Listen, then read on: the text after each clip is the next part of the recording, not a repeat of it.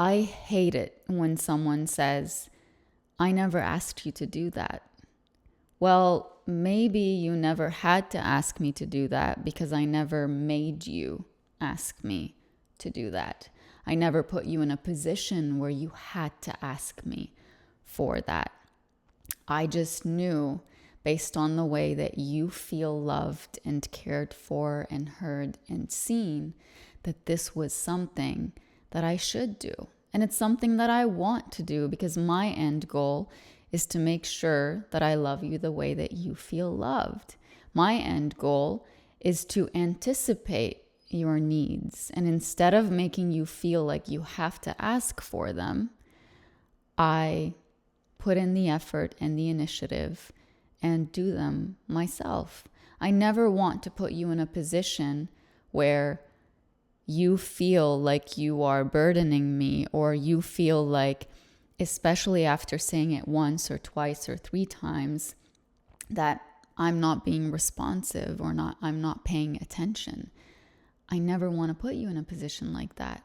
But I feel like when people say, I never asked you to do that, it's a way for them to escape accountability. It's a way for them to escape the truth that relationships, whether they are romantic, whether they are friendships, family relationships, at work, whatever, have an inherent right to having expectations. And you hear so many people saying things like, well, when you have expectations, that's going to open the door to disappointment. And if you really have expectations of someone, then it's not really genuine. I completely disagree with that, because I think part of having a healthy relationship of any kind is understanding that there are expectations of both sides. Most importantly, expectations of respect, expectations of reciprocity, expectations of transparency, expectations of agreement on the dynamic between the two people. Otherwise, what's going to happen is you're going to have a really unbalanced connection with someone, because when one person is, really introspective and pays a lot of attention and thinks, what can I do to make sure that this person feels heard and seen and respected and valued, and they put that initiative, and then the other person doesn't do that because they think, well, you can't have expectations of me, then it creates a lot of resentment inside the person who is doing all the right things. And yes, I'm going to use that word, the right things, because what is it that makes a connection meaningful if it's not attunement? Attunement means you're paying attention to the littlest things. When you can tell that somebody's really upset by something, or when you can tell that somebody is really in love with something or really fired up by something, that's attunement. And it's a really, really fundamental part of relationships, is to be attuned. When you see that couple when you're out where one of them doesn't even need to say a word for the other one to either ask the waiter for something or tell another person, hey, that's too loud, because they know that the person that they're with, they can tell on their face that they're really uncomfortable. And that's something to look for in the people in your life. Are they attuned to you? And are they attuned to you at the same level that you are attuned to them? It's really, really difficult to have that imbalance where you pay attention to everything. You know everything about them. You anticipate how they're feeling and what it is that they need based on how they're feeling, but you don't get that in return. There comes a point where you have to decide whether that's something that you are willing to accept and live with. And if it is, are you doing that out of a genuine, I can fulfill myself and I really don't need to be with somebody who's attuned to me and to my needs? Or are you doing that because you are finding an excuse to stay with them? Are you doing that because we have a saying in Arabic that I'm probably not going to translate properly, but it translates to kind of. It is what it is. And this is how it's always going to be. You're either going to live with it or you're not. Sometimes the people in our lives say that to us, not necessarily through words, but through actions, where we are anticipating that they change in certain ways and we are hopeful that they will change in certain ways, but they just don't.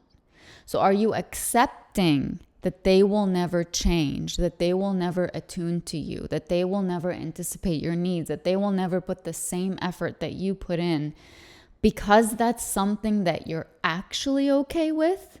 Or are you accepting it because they have told you through their actions over and over that this is how it's always going to be? And so there's a part of you that says, well, if this is how it's going to be, I'm not willing to pay the price of letting them go in order for this not to be my reality.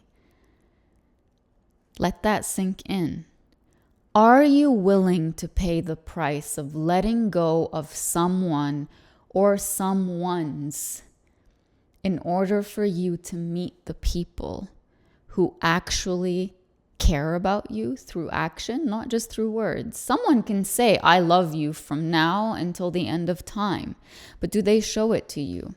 Someone can say, I value you and your opinion and everything you've been through and everything that you do and blah, blah, blah, blah, blah. I can say that I value those things, but do I actually show you through my genuine gratitude, through my caring how your day was, through my anticipating what it is that you would need based on what it is that you're going through?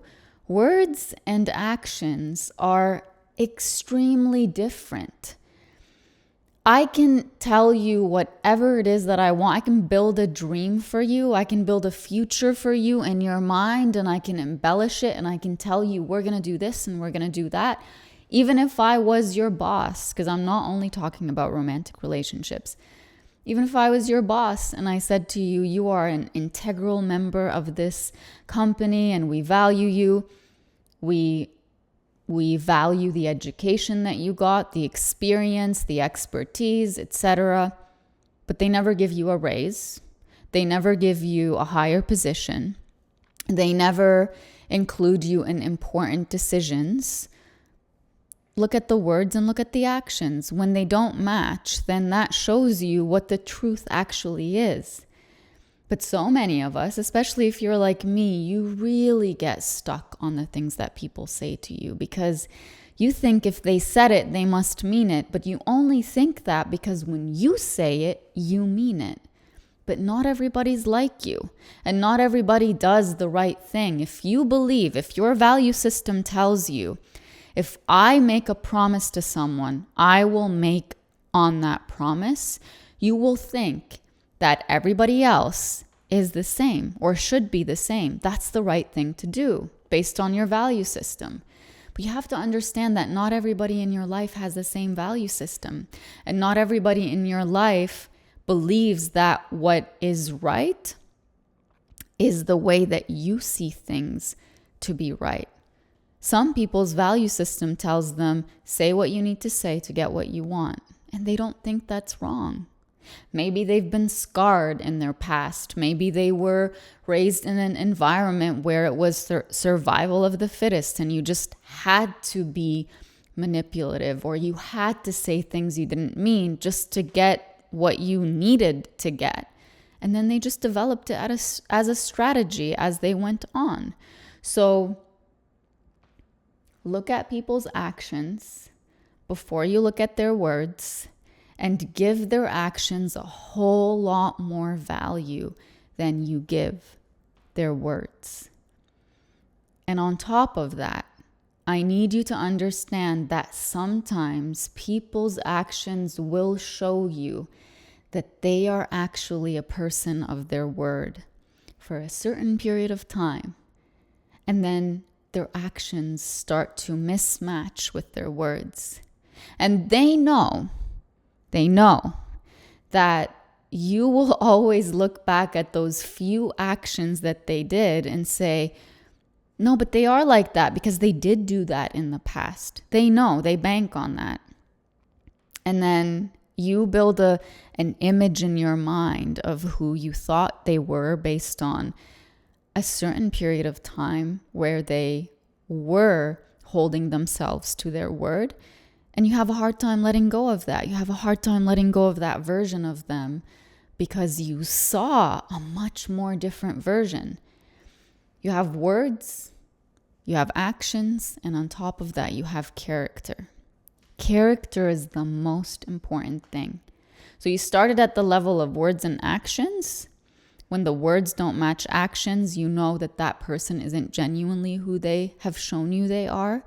But then when actions show you that they are inconsistent, then that shows you the character of the person. And once you've seen that character is based on all the things they believe in. Their values, their beliefs, the way they feel about you, the way that they feel about someone in your position in their life, regardless of what that position is, a friend, a romantic partner, a family member, a boss, an employee, it doesn't matter. Their character encompasses how they look at someone like you. They might think you are lower than them. They might think that you are of less value than them. They might think that you are just a means to an end. They might think that you are just a source of supply for them. That's none of your business.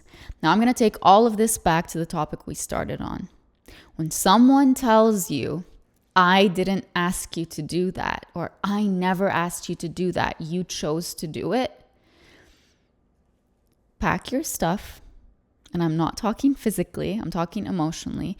Pack your emotions, pack all the experiences that you've had with this person, and go to a place where you can sit alone with those experiences and with that past and with this new reality that's hitting you, where someone you never thought would say something like that to you is actually saying that to you.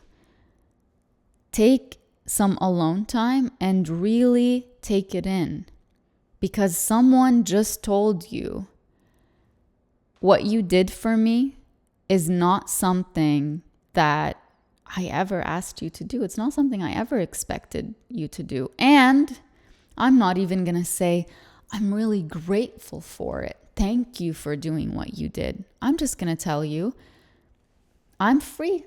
You did what you wanted to do. There's nothing I have to do in return because I never asked that of you. Sometimes we have emotional contracts with people. Sometimes we have unseen, unwritten, unsigned contracts with people that say, we are in a relationship, therefore there are expectations to be met on both ends. And it's like the two of you are in agreement of that. And then out of the blue, that one person says, where's the contract that I signed? Tell me go back to the moment where you and I sat and we agreed that I do this and you do that. And it's like, in that moment, what do you say? I'm getting goosebumps saying this. What do you say when someone that you never thought you had to sit and count points? I do this and therefore you do that. And I've done all of this, therefore you need to do all of this for me. You never thought you had to say that. All you were doing was maybe asking for a need of yours to be met, or expressing how you feel about the way that they have been with you, or trying to remind them of how much you care about them. And then they use what you're saying to make you feel like you are somebody who is counting points, like you are somebody who is thinking, I'm only doing this because I want something in return from you. And it's like, that's not what you ever thought. You just met your end of that unseen, unwritten contract. So to end this, I guess this is the best thing to say.